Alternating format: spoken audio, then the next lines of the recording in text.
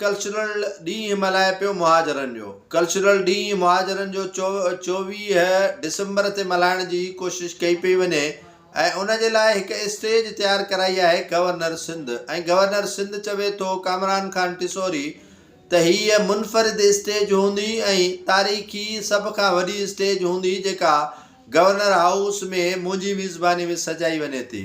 हुन उते हिकिड़ी ॿी ॻाल्हि बि कई जेका फर्म खां ॿाहिरि आहे। गवर्नर कामरान टिसोरी चवे थो त सभिनी क़ौमुनि लाइ दरवाज़ा खुलियल आहिनि, सभई क़ौमूं पंहिंजे कल्चरल जो ॾींहुं मल्हाए सघनि था गवर्नर हाउस में। हाणे 1 डिसंबर ते सिंधी कल्चरल ॾींहुं मल्हाए वियो ऐं उन में सिंधी माण्हुनि जे लाइ गवर्नर हाउस हुजे, वज़ीर आला हाउस हुजे या ॿिया जेके इदारनि जा हाउसिस हुजनि उन्हनि तरफ़ां दरवाज़ा कोन खोलिया विया ऐं न ई वरी उते का तक़रीबात जो इनेकाद कयो वियो, न मलाई वई, न टोपी, न अजरक डे जे हवाले सां। पर गवर्नर सिंध हिकिड़ो बुनियादु रखियो वञे थो मुहाजर कल्चरल डे जे हवाले सां ऐं उहो गवर्नर हाउस सरकारी सतह ते मल्हायो वञे थो।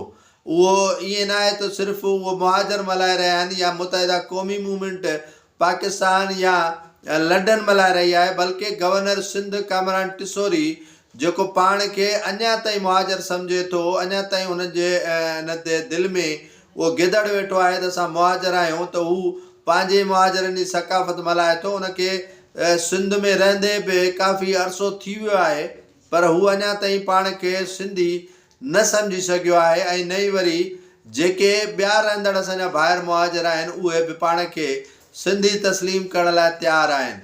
सिंध वाहिद सूबो आहे जेको सभिनी खे माउ वांगुरु गोद वठंदो आहे, पर उहे वक़्तनि ब वक़्तनि उन माउ जे गोद में गंद करे हलिया वेंदा आहिनि ऐं उहो गंद सफ़ाई करण में ॾींहं न, महीना न, बल्कि साल लॻी वेंदा आहिनि। हर कंहिंजो कल्चरल डे अखियुनि ते मल्हायो वञे पर जेको गवर्नर कामरान टिसोरी क़दम खयूं आहे उहो यकीनन कोई क़ाबिल सताइश कोन्हे, को क़ाबिल मज़मत आहे।